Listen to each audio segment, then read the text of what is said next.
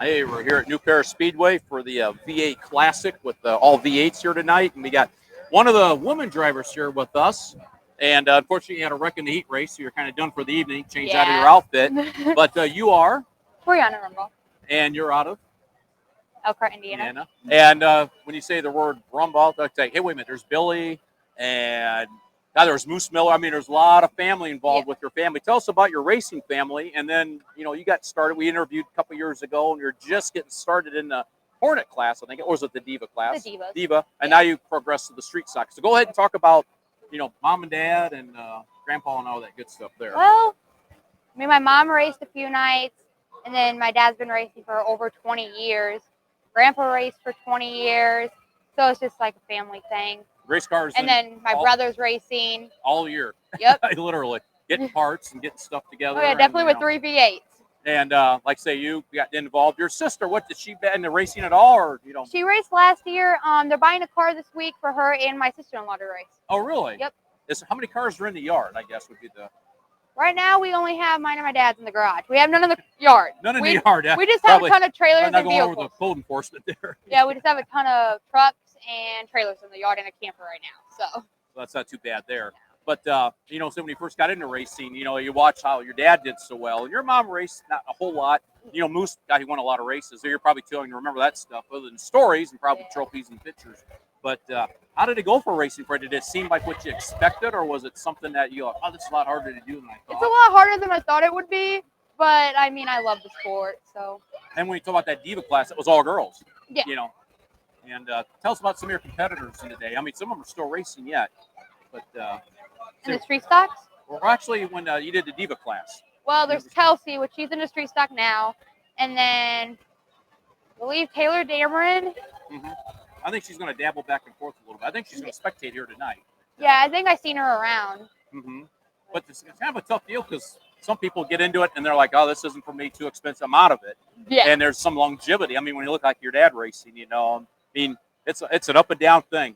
And you know what, how well that is. 1 week he crashes and it's like, oh my God, it's going to cost this much to fix it. You got to do that though to keep the car going, or the motor, or even the change of the rules, or moving up a class. Yeah, right now he's having some issues with his car. He's trying to figure out, but in the early season it's always tough because you might get it started in the garage and everything works fine and dandy, and then you get it on the track and it's like one thing or another. Like the Gatton 89 or the 88 modified, they've been working on that thing. I think they finally loaded it up. They couldn't get it to start.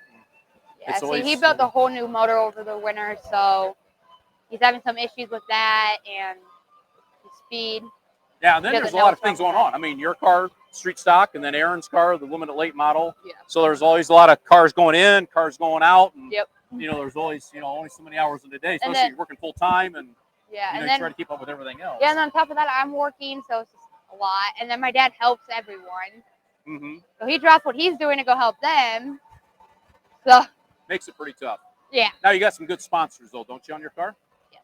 Got a couple. If you do remember them. Absolute Fabrication. There we go. 5 Star Farms. Rita, I believe. Rita Motor Company. Yep. Dick Hume's there. And then I don't remember the other ones. I know the one's I believe a gas company. And I got Greta and Crew. Okay.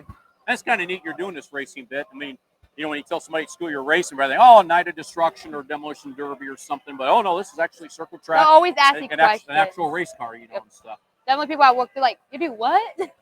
I also do sports, though, too, in school. I did. I got homeschooled recently, so I'm just working during the day and doing school at night. So it's still a lot of things going on there. And this COVID didn't help matters either, too, with all when kids were in any kind of schoolroom and then you got to go at home on a computer, it's easy to tail off of that and want to go on Facebook and everything else there.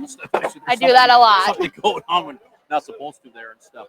Now, how's your plans for the rest of the year? Just going to keep racing street stock and pretty much just, and I think you're going to talk about going to Plymouth too, aren't you? Yes, we're talking about going to Plymouth a few nights and try there. Mm-hmm. I've been wanting to try different tracks. It depends how it goes the first couple nights here, and then we might go try different ones. Now, growing up, I remember you were her height. I remember you were like, and some of your favorite drivers growing up over the day, other than your mom and dad. Anybody else that you on the track is like, that's a good tackle driver. I've always liked Josh Heibel. Mm-hmm. That's about, and then Dirty D. Oh, Andrew. Andrew. Yeah. And he's still kind of a youngster himself. But he's finally getting up there in age a little bit. I remember he was like the big teenager. He was like, but pretty good guy there. But I've also liked watching Logan and all. Oh, Maynard and them? Yeah. And those guys really progress with the time. There's kind of those are the guys that can probably still go to a junkyard and get parts and, make it work. Because, a lot of them guys, they knew what was going on. I mean, they probably had more miles racing a car than people driving a car. When they finally got their license, they probably could do it in their sleep or something. When they finally got their license and stuff, running around the property and the racetracks and that. And your favorite division, favorite class of cars on the track? Probably modifieds. Something different. You don't see them too often here and stuff. And they're going to be at Plymouth at least one time, I think, during one of the street stock I've always shows. loved watching modifieds. They got that little bit different look and open sound, and stuff there. And in the Plains, so let's say you're going to be at South, or going to be at Plymouth and New Paris here for the most part. Are you looking at want to go to street stock a couple more years, and then, or is that going to be I think kind I'll of like probably be in street stocks for a few more just want to years. get more comfortable and then see where racing's at, because it's so expensive. See where I can get parts and sponsors is going to be tough with this economy and everything right now. Definitely right now you can't find parts, so it's hard to really do anything. Now you're the number 18. Yes. And your dad was number 18. Was there a reason behind the number 18 from the get-go? Any A stories? NASCAR driver, I believe his name's Bobby. Oh, Bobby Labonte. Yes. Okay, so That's why he's 18. Okay, I remember your dad did have a car like Labonte years ago, back in the 90s. Going back like 91 or 92 or something like that. All right, well, thank you for coming out and doing the interview. And unfortunately, the car got in a wreck. Maybe sometimes that'd been better than maybe getting a worse wreck in the future. You never know. I mean, those things happen, and that's how you learn. You work on a car and do all that other stuff, and then you learn, oh man, I got to watch what I'm doing here and stuff. Sometimes it might be your fault. Sometimes it'd be just circumstantial. Sometimes you just get stuck in the middle. So. Yeah, there's times there's nowhere to go, and those things happen. But cool to see you racing, and the family's still involved in racing.